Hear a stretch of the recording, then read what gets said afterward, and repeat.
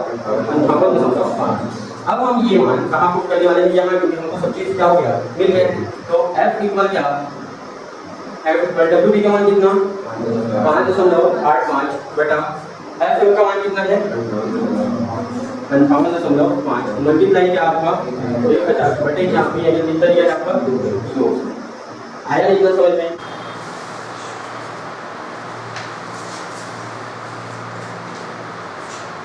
आज की क्लास में हम लोग क्या देखेंगे, नॉर्मलता। पिछली क्लास में हम लोग क्या क्या देखे थे, मोलनता और नॉर्मलता। आज हेडिंग लगाएंगे फॉर्मलता। सुने को नाम फॉर्मलता, फॉर्मेलिटी,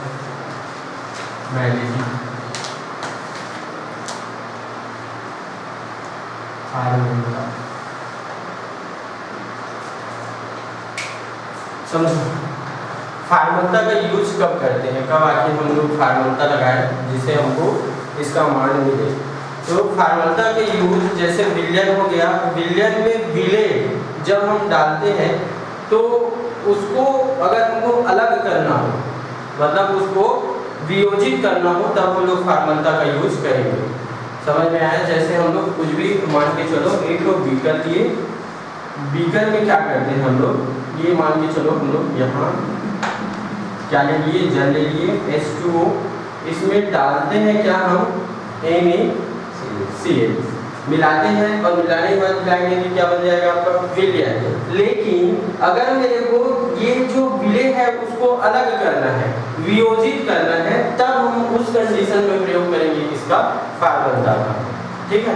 तो फॉर्मलता में एक चीज आपको सुनने को मिलेगा, वो है ग्राम सूत्र द्रव्यमान। ग्राम सूत्र द्रव्यमान, और ये केवल और केवल NaCl के लिए प्रयोग किया जाता है। ठीक है? ये किसके जगह प्रयोग किया जाता है, तो ये प्रयोग किया जाता है किसके जगह, अणु भार की जगह। बाकी सब चीजें सेम है, नाम केवल क्या हो जाएगी, चेंजेस हो जाएगी, है ना। तब हम इसकी परिभाषा के बारे में बात करेंगे।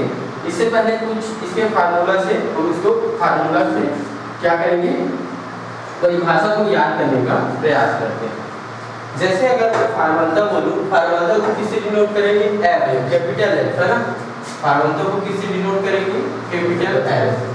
तो F इक्वल मैं लिख सकता हूँ, क्या लिख सकता हूँ बताओ, बहुत फार्मूला बना दिए हम लोग, क्या लिख सकते हैं, है ना। यहाँ लिखेंगे विलयन का आयतन, विलयन का आयतन शुरुआत में किसमें लेते हैं हम लोग, लीटर में। फिर क्या लेंगे, ऊपर में विलय की ग्राम सूत्र द्रव्यमानों की संख्या, है ना। तो लिख सकते हैं क्या हम, विलय की ग्राम सूत्र द्रव्यमान की। अगर हम इसके थ्रू डेफिनेशन बनाना चाहते हैं तो क्या बोल सकते हैं, 1 लीटर विलयन में घुले हुए, ऐसे बोल सकते हैं, 1 लीटर विलयन में घुले हुए विलय के ग्राम सूत्र द्रव्यमानों की संख्या को उस विलयन की क्या बोलेंगे हम लोग, फॉर्मूला। समझ में आया? समझ आया? कैसे बोलेंगे, या ऐसी चीज बोल सकते हो, किसी विलयन के 1 लीटर आयतन में उपस्थित विलय के ग्राम सूत्र द्रव्यमानों की संख्या को क्या बोलेंगे, उस विलयन का फॉर्मूला कहते हैं। इसको किसे प्रदर्शित करेंगे, F से प्रदर्शित करते हैं। इतना चीज लिखो। चलो तो परिभाषा लिखो पहले।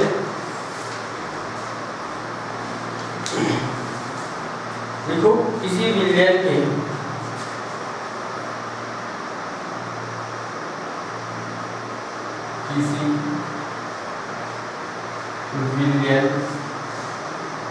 की 1 लीटर, लीटर में बड़ा लीटर है, 1 लीटर आयतन में उपस्थित 1 लीटर आयतन में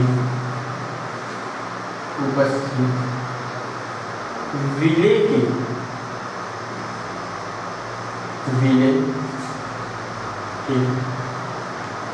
ग्राम सूत्र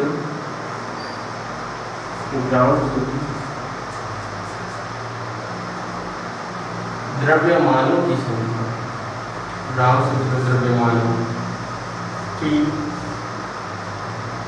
संख्या को उस विलयन की फार्मलता कहते हैं।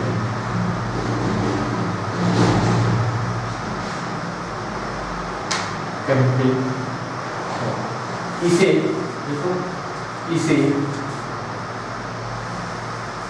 कैपिटल F से प्रदर्शित किया जाता है या दर्शाया जाता है।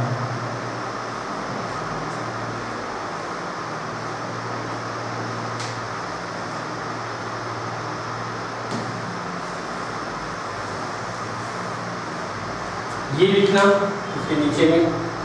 फिर इसको हम अगर आगे बढ़ाएं, अब देखो इधर थोड़ा सा लिखे होंगे, लिख लो।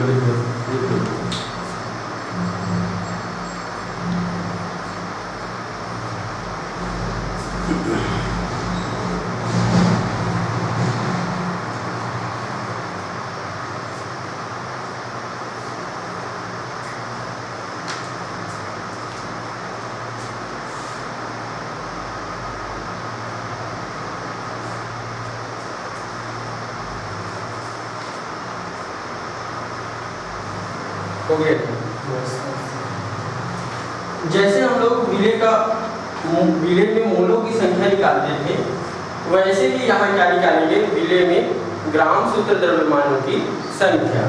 तो उसके लिए फार्मूला फिर से बन जाता है आपका। अगर F इक्वल लिखूं तो क्या लिख सकता हूँ, विलेय के मोलों की संख्या बटे क्या लिखूंगा, विलेय के अणु भार या ग्राम सूत्र द्रव्यमानों की संख्या। जैसे पहले लिखते थे तो क्या लिखूं मैं, सीधा लिख दूं WV बटे ये सूत्र द्रव्यमानों की संख्या को प्रदर्शित किया जाता है FM से। ठीक, याद रखना, मोलों की संख्या फार्मूला की। ठीक, अब हम लोग अगर बात करते हैं इसको किस में लिखें, हम लोग लीटर में लेंगे।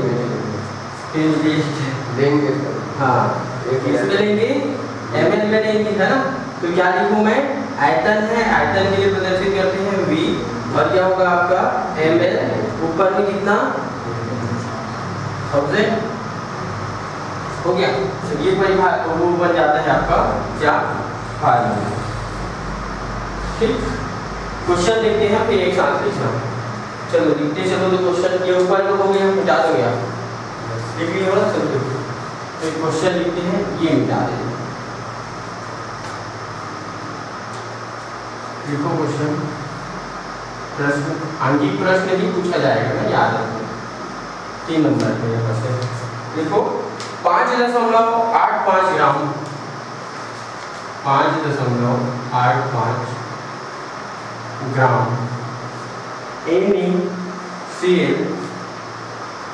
NaCl 200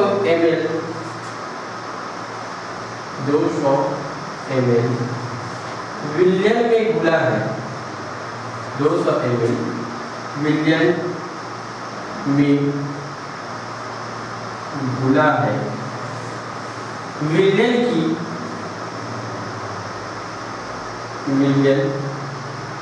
की फार्मलता ज्ञात कीजिए।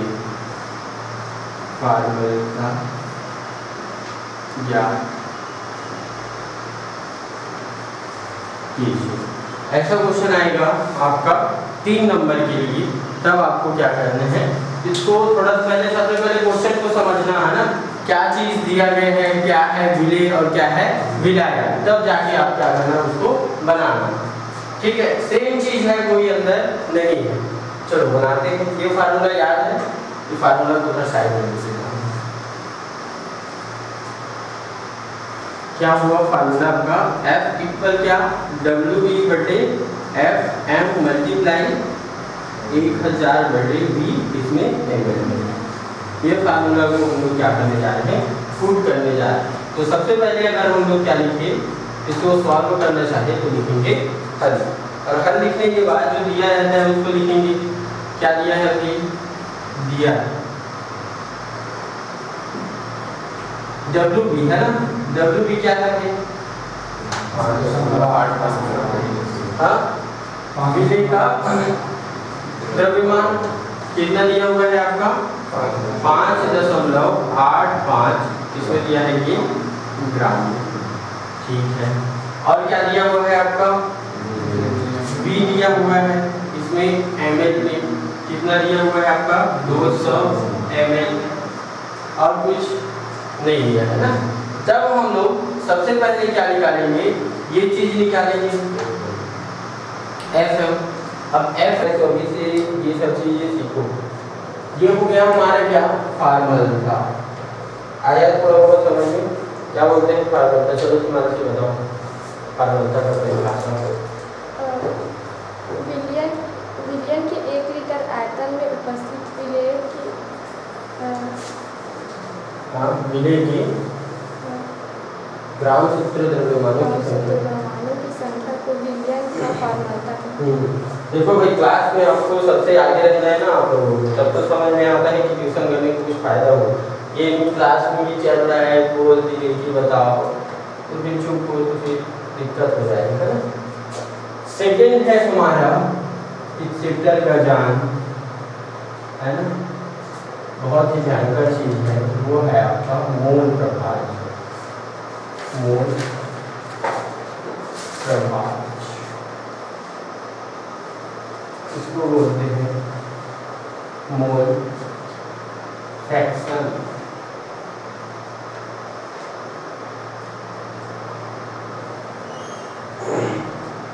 मोल फ्रैक्शन हो गया, समझे? अब समझो, इधर पूरा समझो, फिर लास्ट में आपको जैसे हमारे पास कोई भी क्या है? विलयन,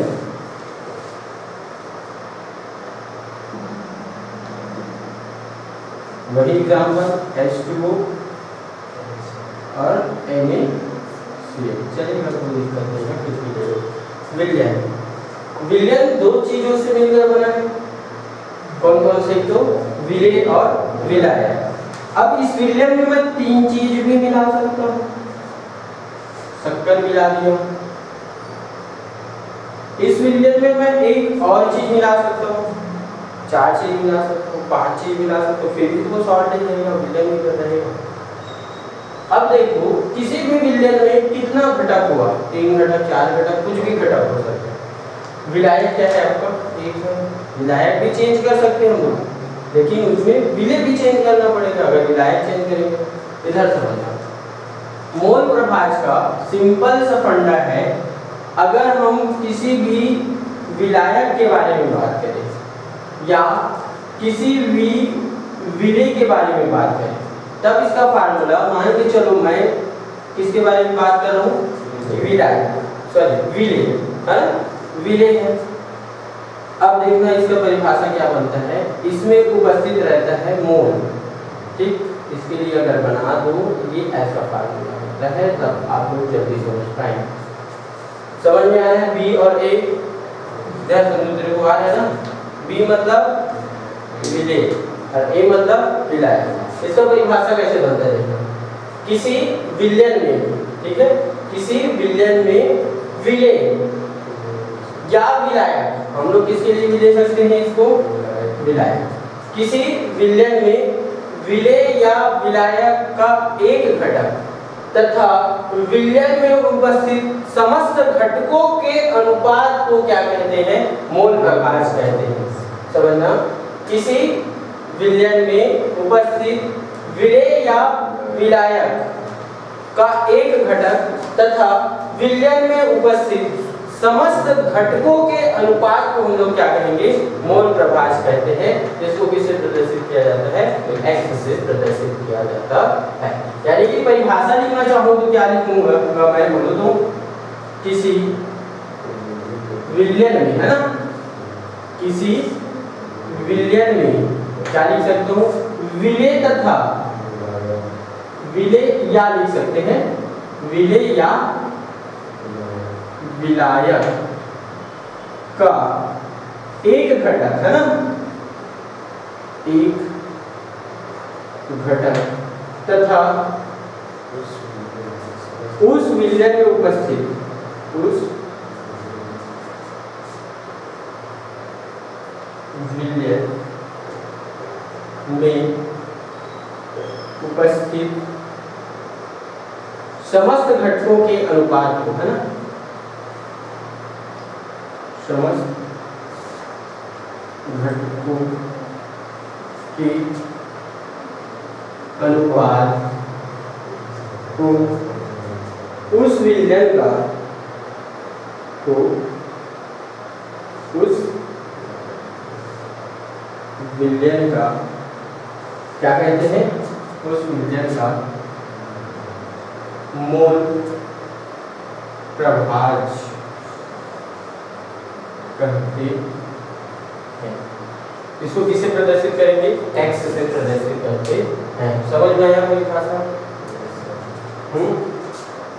n a और ये क्या होगा आपका n a plus n b। या क्या बोल सकते हैं हम इसी परिभाषा में, किसी विलयन में उपस्थित विलेय के अणुओं की संख्या तथा उस विलयन में उपस्थित विलेय या विलायक की समस्त अणुओं की संख्या के अनुपात में क्या बोल सकते हैं, मोल प्रभाव। या विलायक के लिए लेना चाहो तो भी ले सकते हो, है ना। तो इसका परिभाषा कुछ ऐसा बन जाता है ना। और यहाँ से आपका न्यूमेरिकल क्वेश्चन भी बनते हैं, तो न्यूमेरिकल क्वेश्चन भी देखते हैं का,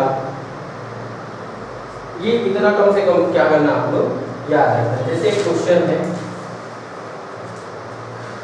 ये साइड में लिख देता हूँ ज़्यादा समझ में आएगा। क्या लिखें हम लोग, अगर इसके बारे में बात करें एक्स बी, तो क्या लिख सकते हैं, एन बी बटे क्या, n a plus n b. एक फार्मूला ये होगा, एक फार्मूला क्या लिख सकते हैं, x a equal n a upon n a plus n b. हो गया। प्रश्न है, देखो प्रश्न बोलता है 90 ग्राम जल में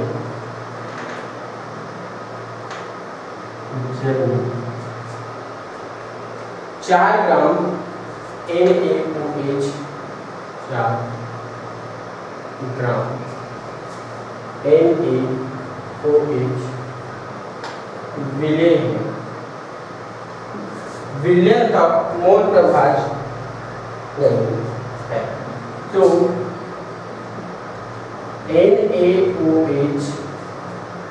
NaOH तथा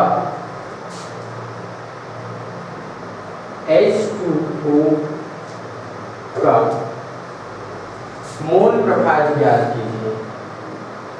मोल प्रभाज ज्ञात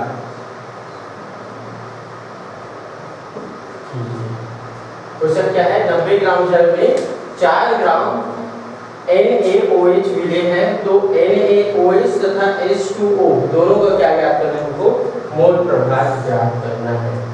अब देखो ये दोनों फार्मूला पुट होगा ना, है ना, क्योंकि इसमें विलेय भी है और क्या है, विलायक भी है। तो सबसे पहले जो दिया रहेगा उसको लिखेंगे, है ना। हल करते हैं तो हल क्या लिखेंगे बताओ। सबसे पहले अगर इसका बात करें तो इसी का निकालेंगे पूरा, फिर इसके बारे में बात करेंगे तो उसका पूरा निकाल लेंगे। चलो Na यही है ना, H2O, अच्छा H2O, तो ये क्या है आपका WB, नहीं WA इक्वल कितना, 90 ग्राम। ठीक है, अब इसके अणुओं की संख्या निकालो तो H2O का अणु भार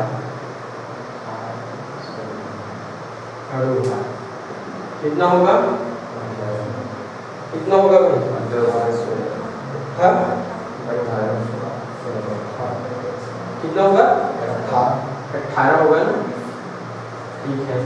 अब देखो एक चीज हम लोग क्या निकाले थे, ये करके निकाले थे ना, जैसे विले का हो गया डब्ल्यू टी बटे कितना करते थे, इसके लिए क्या उपयोग करते थे हम लोग, अच्छा नंबर ऑफ मोल निकालना था ना, हमको नंबर ऑफ मोल निकालना था, तो जो दिया रहता है उसके अनुसार से क्या करते थे, डिवाइड करते थे। तो नंबर ऑफ मोल निकालने के लिए एन ए अगर लिखूं तो क्या लिख सकते हैं हम लोग, एन ए इक्वल 90 बटे 18, तो एन ए इक्वल कितना है 5। ठीक, इसी प्रकार हम लोग किसके लिए निकाले, ये किसके लिए था H2O है ना, किसके लिए निकाले हम लोग NaOH, तो सेम चीज ये क्या है WB है ना, WB है, तो WB इक्वल कितना लिख सकते हैं 4, और इसका निकाले तो NaOH का अणु भार अभी निकाले थे क्या, कभी या से पहले कुछ, सोडियम का कितना हो गया 23 प्लस 16 प्लस 3, तो कितना हो गया 40 हो गया। तो कैसे लिखूंगा मैं, अगर NB निकालना हो तब 4 बटा 40, तो NB इक्वल कितना है 0.1 है, 0.1 ऐसे जीरो जाएगा, दशमलव है तो शून्य, हाँ 40 से कम 40। अब हम निकालेंगे क्या, मोल प्रभाष, दोनों का, ये दोनों चीज निकाल लिया, दोनों का क्या निकालने वाले हम लोग, मोल प्रभाष, यहाँ डायरेक्ट लिख देता हूँ। पहले किसका निकाले, इसी का बोला है NaOH का मोल प्रभाष, तो NaOH का मोल प्रभाष, इसके लिए कौन सा फार्मूला यूज करें बताओ, XB वाला, तो मैं डायरेक्ट लिख देता हूँ, जगह का अभाव है, XB इक्वल NB का मान देखो जी 0.1 कितना है 0.1 डिवाइड बाई Na 5 प्लस 0.1, तो XB इक्वल कितना, कैसे कटेगा, प्लस है तो कहाँ कटेगा जी, जोड़ना पड़ेगा ना, जोड़ने के बाद कर सकते हैं, फिर कितना हो जाएगा 5.1 है ना, 5.1, अब दशमलव हटा लो, आगे की प्रोसेस में XB इक्वल कितना लिख सकता हूँ मैं 1 बटे मल्टीप्लाई 10/10, ये कैंसिल हुआ है, तो कितना पॉइंट जा सकता है आपका XB इक्वल 1 भाग 2, 0.00 फिर जाएगा, 0 गया, दशमलव यहाँ, शून्य यहाँ, तो जाएगा नहीं, दशमलव यहाँ, फिर 0, फिर 100 हो गया, 0.1, ऐसे कुछ जा रहा है,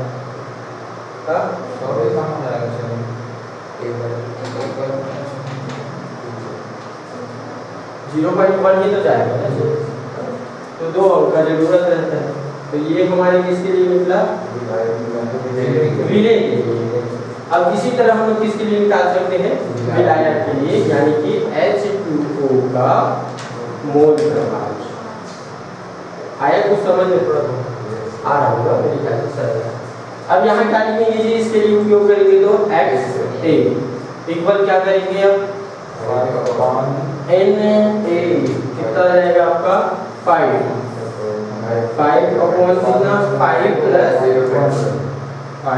प्लस कितना आएगा 0.1, सेम चीज चल रहा है क्या, उसमें ऊपर में आया था, XA इक्वल कितना हो जाएगा 5 प्लस 5.1, XA इक्वल कितना, दशमलव हटाते हैं ऊपर में, तो ये कितना हो जाएगा 50 बटे कितना 51, तो XA इक्वल कितना हो जाएगा 0 जाएगा है ना, 0 कितना हो जाएगा वो 500, कितने वाले जा सकते हैं 9 5 45, 9 समथिंग है, 9 5 45, तो कितना हो जाएगा 45, चलो डिवाइड कर लेते हैं ना, 500 डिवाइड बाई कितना 51, तो कितने बार में गया ये 51 नियम है ना 45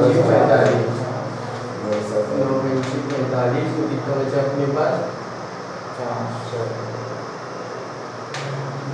यहाँ बचा कितना 5 है ना 10 फिर नहीं जाएगा वो 10 यहाँ 0 यहाँ फिर उतने ही जाएगा लमसम कितना है हल किया हो तो कितना कुछ है साइन बोर्ड में सेट कर आप लोग करके देखना एक बार खाली से 7 आया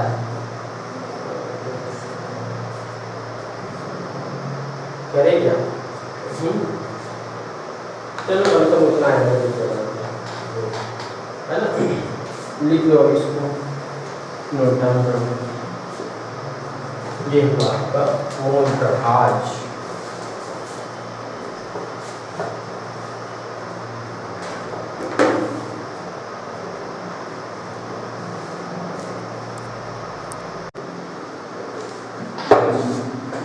का लास्ट टॉपिक मजेदार टॉपिक है वो है आपका वाष्प दाब।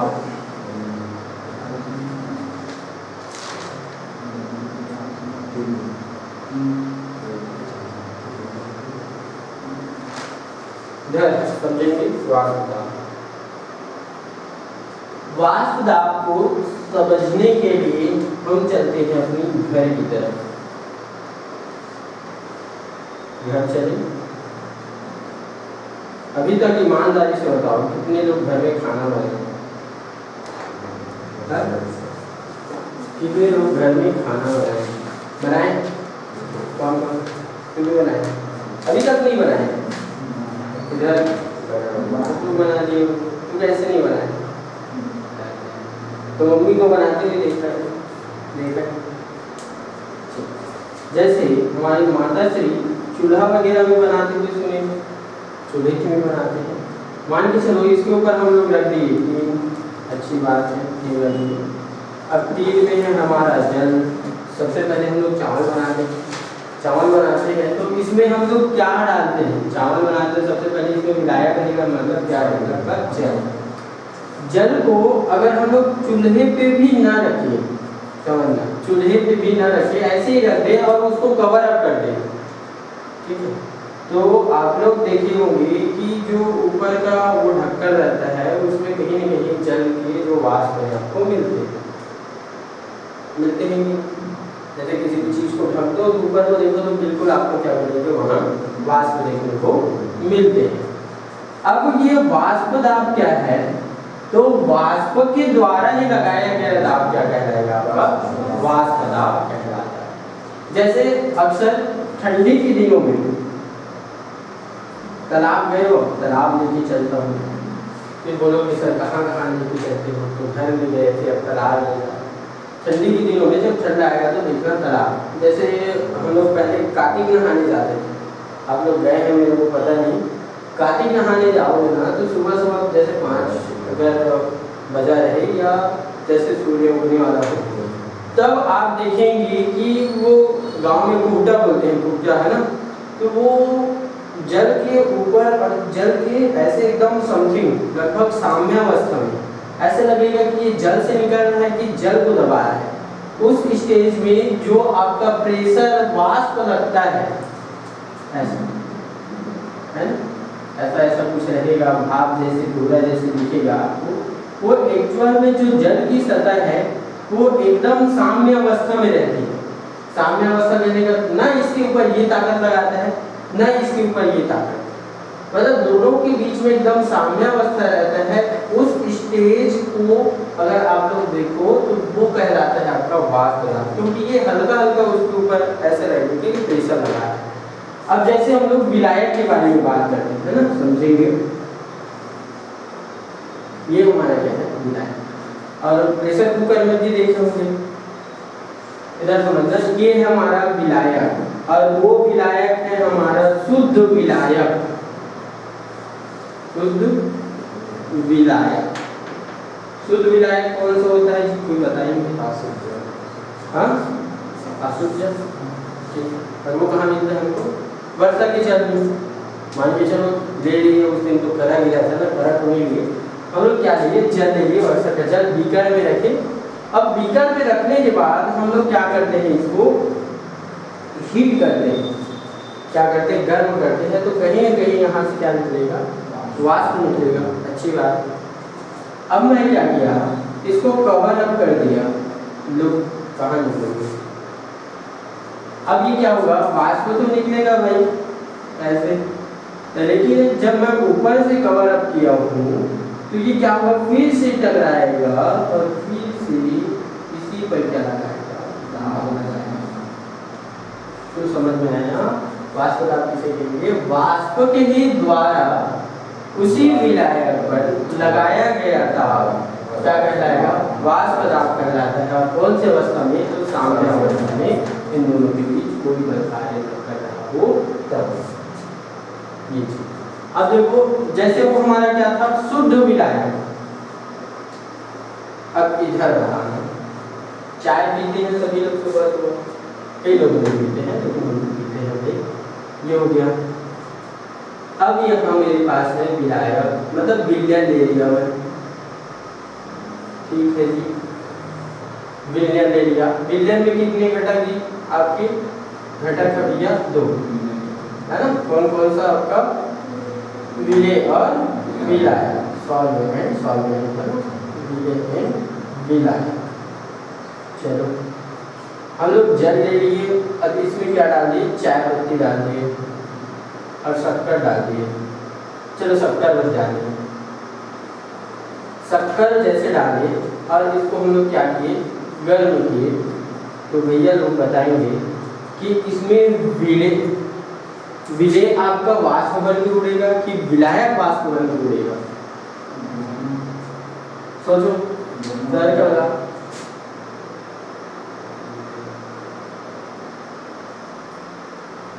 ऐसा तो कभी सोचे भी नहीं थे, ऐसा ऐसा आ रहा है। कौन उड़ेगा, दोनों उड़ेगा, क्योंकि दोनों घुल जाते हैं, दोनों का मिलियन बन रहा है, तो फिर दोनों का ही उत्पादन और लगाओ थोड़ा दिमाग। अगर ऐसे उड़ना चाहे तो कौन उड़ेगा, कौन उड़ेगा, विलायक उड़ेगा ना। स्वाभाविक सी बात है, अगर हम उसमें चाय पत्ती डाल दी तो फिर भी विलयन हुआ ना, समझ में, चाय पत्ती भी डाल दी तो फिर भी विलयन हुआ। अरे तो उसका तो वो मिल गया ना, सही बोल रहे हैं आप, समांगी विसरण हो ही नहीं सकता तो कैसे विलयन है ना। तो ये चीज याद रखना, जो आप क्या किए, इसमें चाय पत्ती डाले, चाय पत्ती डाले, फिर भी अब जनरल से लॉजिक है, ये क्या होगा, उसमें उसका वो निकलेगा, रस निकलेगा, रस निकलेगा, मिक्स हो जाएगा। तो वो वेस्ट मार गया ना, जो बचा रहे थे खाना, है ना, उससे मत जाओ। तो आप वो विलयन में देखो, तो विलयन में आपका स्वाभाविक सी बात है, जो उड़ेगा वो है आपका विलायक, है ना। अमूमन तौर पर देखिए तो कौन उड़ेगा, आपका विलायक। एक सिंबल से सभी का अर्थ है, इसको समझो। इसी के बाद आपका आता है राउल्ट के नियम, है ना, क्योंकि इसी के ऊपर क्या है आपका राउल्ट के नियम पूरा तरह से क्या है, डिपेंड है। अब कभी कभी आप लोग राउल्ट के नियम और हेनरी के नियम को कंपेयर मत करना। देखो, जो राउल्ट के नियम होगा वो द्रव विलायक, है ना, द्रव के ऊपर डिपेंड करता है, जबकि आपका हेनरी का नियम किसके ऊपर डिपेंड करता है, द्रव और गैस के ऊपर, है ना। ये चीज याद रखेंगे। तो वाष्प पदार्थ के बारे में चलो थोड़ा बहुत लिख लो।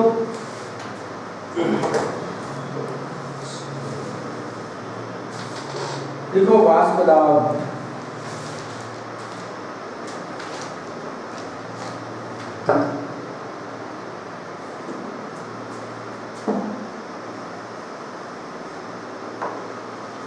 इसके बारे में चलो लिख दो। निश्चित ताप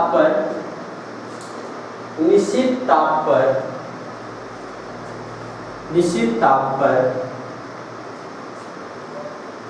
किसी द्रव के पृष्ठ के ऊपर, निश्चित ताप पर किसी द्रव के पृष्ठ के ऊपर, द्रव के पृष्ठ के ऊपर हो गया, द्रव के पृष्ठ के ऊपर द्रव के साथ द्रव के साथ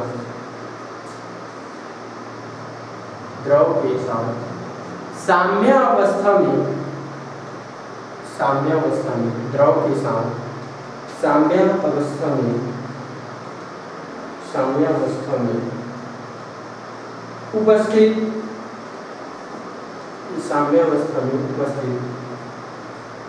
वाष्प के द्वारा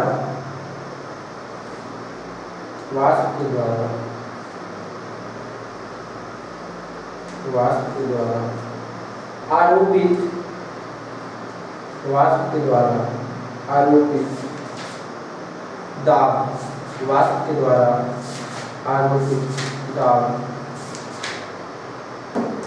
शुद्ध द्रव का वाष्प दाब कहलाती है। शुद्ध द्रव का वाष्प दाब कहलाती है। छोटा सा नीचे में चित्र बना लेंगे।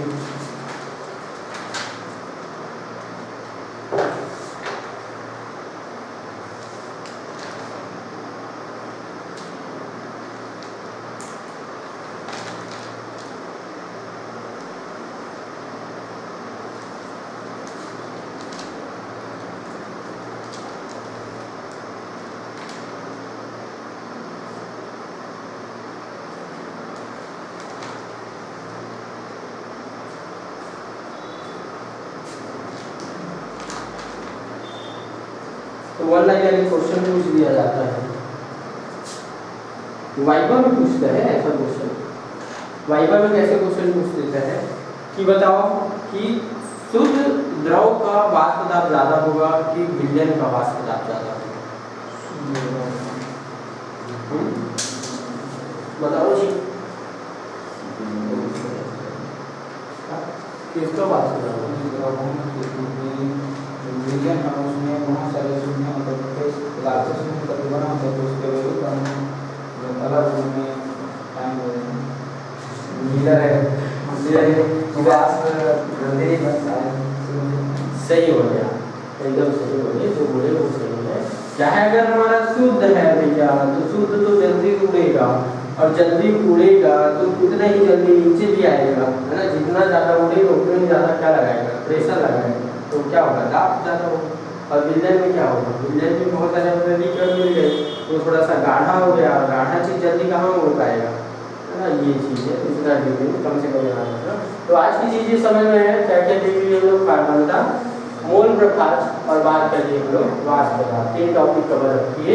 तो इन तीनों टॉपिक को एक बार क्विक रिवीजन मारते हैं, फिर क्या करेंगे अगली क्लास में हम लोग ब्राउन नियम और वाष्प दाब में अवनमन के लिए व्यंजक का स्थापना करेंगे।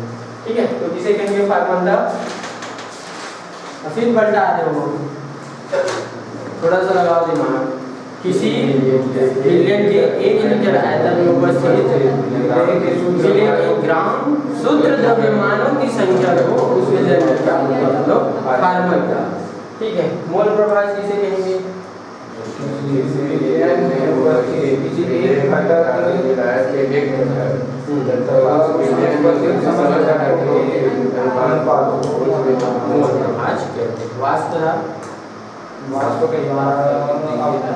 साम्यावस्था में लगाया गया था।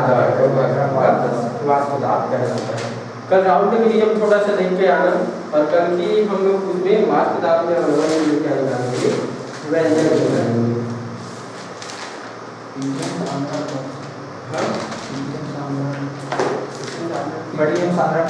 अच्छा पीपीएम बचा है, सॉरी, चलो पीपीएम देख लेते हैं। थोड़ा सा है पीपीएम, ये आपका वाइवा में पूछा जाता है, बाकी कहीं नहीं पूछा जाता। क्या होता है बेटा पीपीएम, पीपीएम पार्ट्स पर मिलियन, है ना। तो किसी अणु के ये 10 लाख भाग, ये 10 लाख भाग में उपस्थित अणुओं की संख्या, है ना, उसी को क्या बोलेंगे, वो किसके अणु के, विलय के अणु है ना, विलय के अणु की संख्या को उसका क्या बोलते हैं, पीपीएम यानी पार्ट्स प्रति मिलियन बोलते हैं। इसका परिभाषा चलो लिख लो, यही काम खत्म हो जाएगा, ये छोटा सा है पीपीएम मेरा याद कर लिख लो। किसी विलयन के किसी विलेन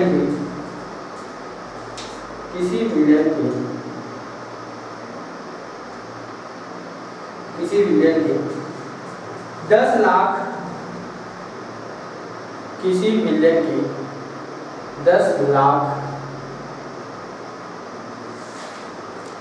किसी विलेन के 10 लाख भाग में 10 लाख भाग में उपस्थित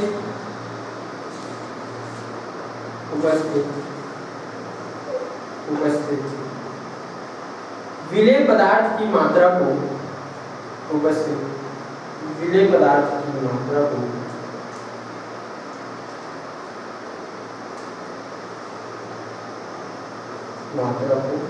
उस विलेय का ppm कहते हैं। उस विलेय का ppm कहते हैं। इसी से रिलेटेड एक होमवर्क लिखो, क्वेश्चन चलो। ppm इक्वल लिखो, ppm क्या इक्वल क्या लिख सकते हैं हम लोग, अगर फार्मूला लिखना चाहे तो विलेय का द्रव्यमान बटे विलेय का द्रव्यमान, है ना, या आयतन लिख सकते हैं। यहाँ क्या लिखोगे, विलेय का द्रव्यमान बटे विलेय का द्रव्यमान, यहाँ दोनों द्रव्यमान, आयतन नहीं आएगा क्योंकि ये भार बोला है। भार उसको देखो, किसी भी इसका उपयोग कब करते हैं, किसी भी चीज में जब सूक्ष्म हो और उसका भार जब हमको याद करना हो, भार का ना, तब यूज करते हैं। ये ठोस चीजों के लिए उपयोग किया जाता है, आयतन के लिए उपयोग नहीं किया जाता ये चीज।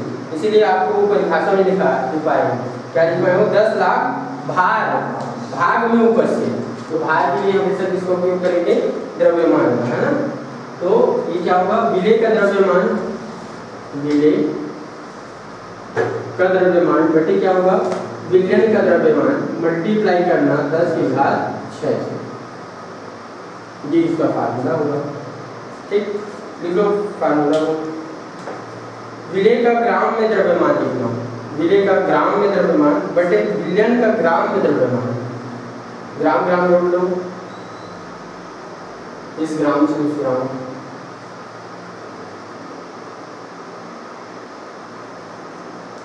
चलिए होमवर्क वाला क्वेश्चन लिख लो। 1000 ग्राम विलेय में 1000 ग्राम विलेय में 1000 ग्राम विलेय में 100 ग्राम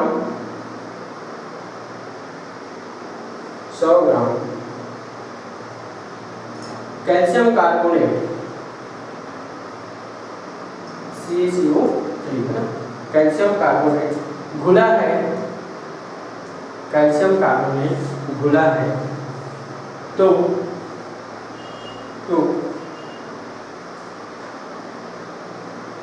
सांद्रता ppm में ज्ञात कीजिए। तो सांद्रता ppm में ज्ञात कीजिए। ये रहा आपका होमवर्क। ठीक है, बाकी सभी चीज़ों के ऊपर पढ़ के आना। दोनों मान दिया है, ऊपर नीचे रख दो, कटा दो, फिर आ जाते हैं। आज की क्लासेस यही खत्म करते हैं ना, मिलेंगे नई क्लास में, तब तक के लिए आप लोग तैयारी करते हैं।